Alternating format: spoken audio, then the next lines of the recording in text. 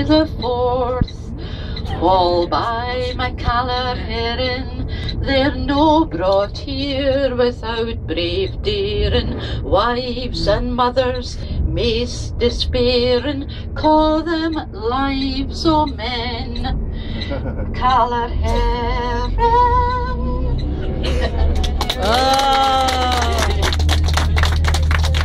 And it was a very hard life, and the fisherwomen also had to collect the shells that they used to bait the lines. They were caught on lines rather than nets, and they had to go and collect the mussels, you know mussels, yes? Yeah. And take the mussels and put them on the individual hooks and fold the ropes with the hooks so that they didn't snarl up when the men threw them out, so they didn't get into a big tangle.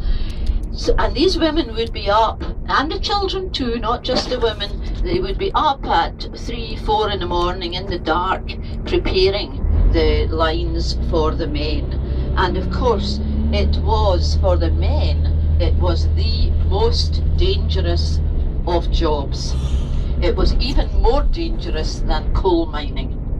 They were working in open boats, and if a wave came, they were just swamped, and it happened often. Now we're looking over on the left hand side. You can see Edinburgh Castle and the slope of the old town down behind it. So that's where we've been today. And you can also see at sort of 10 o'clock-ish the spires of some of the old churches, and we're fairly close here to Fettes College again. We'll be I think we'll get a glimpse of it, although the trees are covering things up quite a bit just now.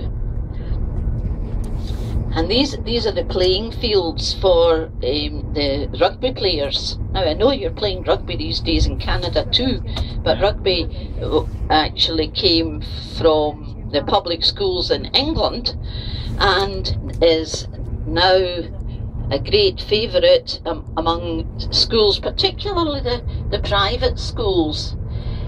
If you ask a Scotsman what sport is, 9 times out of 10 he'll say football, meaning soccer, the one with a round ball. But rugby is played particularly at school, and it's a bit like American football to an extent, although they don't wear quite so much padding as they do for American football.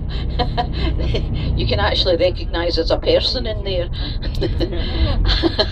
But it's played with the egg-shaped ball too, so and it's a very rough game indeed.